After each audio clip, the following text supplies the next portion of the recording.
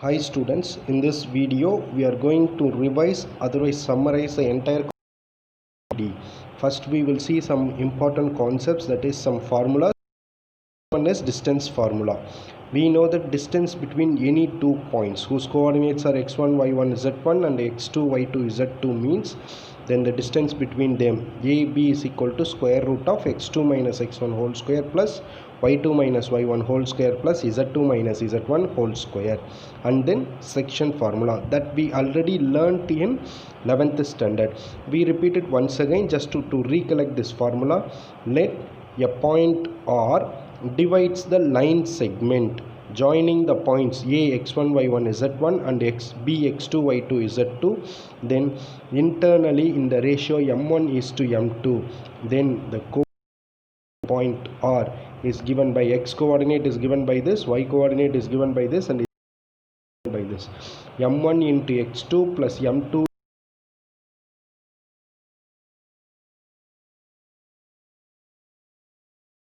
y1 divided by m. Z coordinate is given by m1 to z1 divided by m1. If R divides this line segment externally in the ratio m1 is to m2, means in place of plus sign here if we it will give the external division formula. I know you are very clear with these two formula. Now we move on to very important concepts that we learnt in. If a line makes alpha, beta and gamma with x axis respectively, alpha, beta called direction angles of the line. That means that if a straight line passes through 3D geometry, means if it makes an angle alpha, beta, gamma with axis z axis, these angles alpha, beta, gamma determines the direction in which the line must go. Hence these angles are called angles of the line. And when we take cosines of these angles like cos and cos gamma, they are called direction cosines of the line. Since they are made from direction angles, they are called as direction cosines. Instead of writing beta cos gamma, they are introducing a that is L. L denotes, M denotes cos beta, N denotes cos gamma. So direction cosines are calculated from the direction angles alpha, beta, gamma created with y axis, z axis respectively. When for these angles if we take cos, then it becomes direction cosine.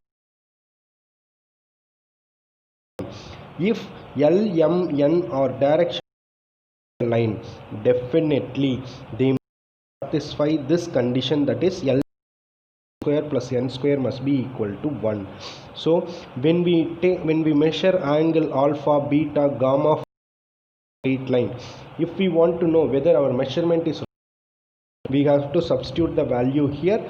If satisfies this condition, L square plus m square plus n square is equal to 1, we can say that these are the direction cosines of your line and our measurement is right. Now we move on to next question. Numbers which are proportional to the direction cosines of a line are called direction ratios or directions of that direction numbers of that line. It means that after mn, if we multiply each values by a constant, L is multiplied by lambda, multiplied by lambda, where lambda is a real number. In other ways, if we multiply L by 2 and n also should be multiplied by 2, after multiplying cosines by the same number, we will get some numbers. Those numbers are called as direction ratios or direction cosines. That is what is explained here. Let L, M, N be the direction AB, then ABC or the direction ratios of AB were given by lambda times of L. That means that L is divided by a real number which gives the A value, and the same lambda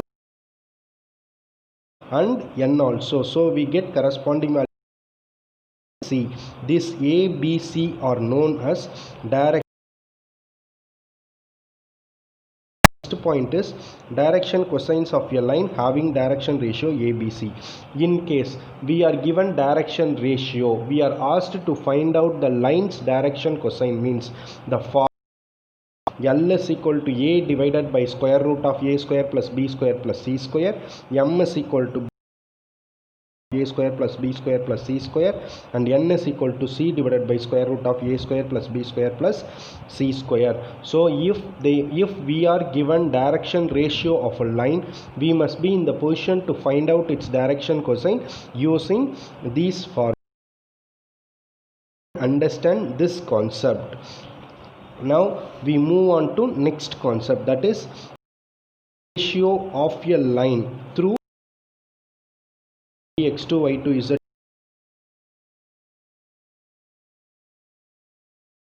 Here what they say is, if we are given through which the line passes through, then we doing x2 minus x1 value of B, z1 gives the value of C.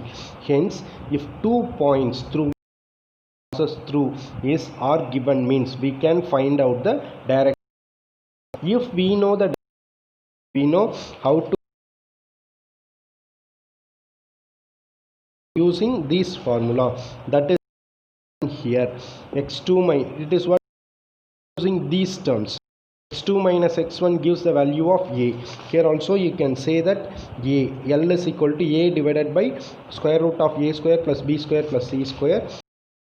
X2 minus x1 gives A value, and then square root of A square plus B square plus C square. We know that x2 minus x1 holds x2 minus x1 gives the B, z2 minus z1 gives the value of C. That is what is substituted here, square root of A square plus B square plus C square. But here they have written the formula using the distance between the 2 points concept. So they are applying this concept only when they know direction ratios, how to convert cosines. The only extra information that we learn, if a line passes through 2 points, if the coordinates of those 2 points are given, means the direction ratio can minus x1, that is equal to A of B, Z C. Now next point, point x1 y1 z1 and has the direction C, then the equation of line in Cartesian, x minus x1 by A, which is equal to y minus y1 by B, which is equal to 1 by C. Given a point through which the straight line passes and the straight line's direction ratio, then we can write its Cartesian form of the line equation using x minus x1 by A is equal to y minus y1 by B is equal to z minus z1 by C. Using this concept, we can find central point on the straight line. Any point on this particular straight line can be calculated using, that is given as, you just observe it, in case they are in division form, fractions, all of them are proportional. Let us assume that the value, these fraction values are equal to k. Find out the general point coordinates on the line as, in case if it is equal to lambda, here it is given as lambda, so we will also assume it as lambda, A lambda plus x1, that is what is given. The general point x coordinate is given by x is equal to x1 plus A lambda. Here y minus y1 by B is also equal to lambda. Our aim is to calculate y coordinate value, so B can be transferred to the opposite side, so B lambda plus y1, that is what is given as y is equal to y1 plus B lambda. Similarly, z coordinate value can be calculated as C lambda plus z1. Hence, using the Cartesian form of the line, we can find out the general points coordinate. Any point on the line can be calculated if we know the lambda value. This is called as Cartesian equation of the line in parametric form. Now what we are going to see is we are going to see the vector form of the equation, line equation, if a point and direction ratio is given. It is given as r vector is equal to x1 I cap plus y1 j cap plus z1 k cap plus lambda times of a I cap plus b j cap plus c k cap. You can remember this as r vector is equal to point vector plus lambda times of direction ratio vector. It will be helpful for us to remember it easily. And then we move on to next important point, that is the angle theta, where theta lies between 0 and 90 degree between L2 having A1 B1 C1 A2 B2 C2 respectively is given by, that is they are talking about the 90 degree, then cos theta. When the angle between them can be calculated using the formula cos theta is equal to modulus of A1 B2 plus C1 C2 whole divided by square root of A1 square plus B square plus C2 square. And then the angle pi lies between 90 degree and 180 degree between two lines L1 and L2 having direction ratios A1 B1 C1 A2 B2 C2 is given by cos pi. Here they are calculating obtuse angle, which is minus of modulus of A1 A2 plus B1 B2 plus C1 C2 divided by square root of A1 square plus B1 square plus C1 square into square root of A2 square plus B2 square plus C2 square. Here acute angle is calculated, here obtuse angle is calculated. But normally when the angle between the two lines is asked, we will use this formula, acute angle formula only. Now based on these concepts we will derive some condition for perpendicular and parallel lines. The angle theta, where theta lies between 0 and 90 degree between two lines L1 and L2 having direction cosines L1 M1 N1 L2 M2 N2 respectively is given by cos theta is equal to modulus of L1 L2 plus M1 M2 plus N1 N2.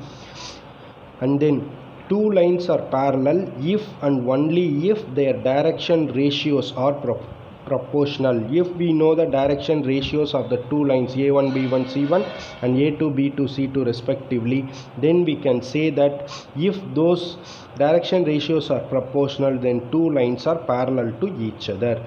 And then two lines having direction ratios A1 B1 C1 A2 B2 C2 are perpendicular if and only if A1 A2 plus B1 B2 plus C1 C2 equal to 0. We have seen our derivation for all these concepts in the previous classes. Two lines having direction cosines L1 M1 N1 L2 M2 M2 are perpendicular if and only if L1 L2 plus M1 M2 plus N1 N2 equal to 0. And the last 2 points, let the equations of the line L1 and L2 be r vector is equal to a vector plus lambda times of b vector and r vector is equal to a2 vector plus lambda times of b vector. We know that from the vector form, a1 is a point coordinate, b1 is the direction ratio vector, a2 is a point through which the line passes, and b2 vector is the direction ratio vector. If b1 vector is equal to b2, then the lines are parallel. It means that they are proportional. b1 and b2 are, we already know that they are direction ratio vectors. If their direction ratios are proportional, we know that those two lines are parallel. Already we learnt the concept here. That is what they say here. If b1 is equal to b2, that is they are parallel, means the lines are parallel. In this case, the shortest distance between the two parallel lines L1 and L2 is given by A2 modulus of A2 vector minus A1 vector cross B vector divided by modulus of B vector. I repeat it again. Distance between them is given by A2 vector minus A1 vector cross B vector whole divided by modulus of B vector. We have to take the modulus for the entire concept.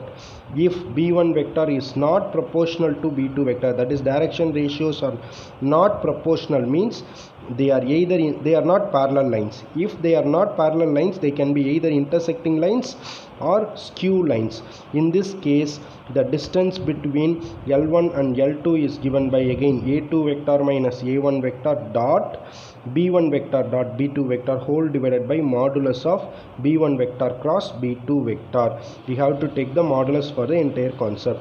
If the shortest distance between L1 and L2 is 0, then L1 and L2 are intersecting. Otherwise, they are skew lines, because when they are intersecting means at one point they meet each other. Hence, the shortest distance between those two lines will be 0.